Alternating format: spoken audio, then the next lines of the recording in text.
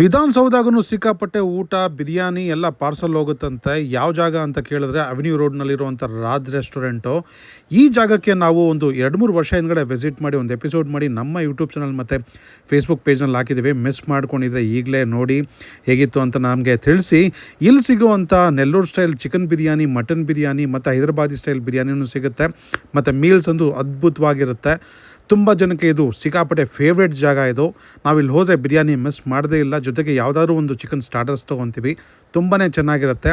ನಿಮಗೂ ರಾಜ್ ರೆಸ್ಟೋರೆಂಟ್ ಗೊತ್ತಿದ್ರೆ ಕಮೆಂಟ್ ಮಾಡಿ ತಿಳಿಸಿ, ಒಂದು ಹಾರ್ಟ್ ಸಿಂಬಲ್ನ ಇಲ್ಲಾಂದರೆ ಲೈಕ್ ಮಾಡಿಬಿಡಿ.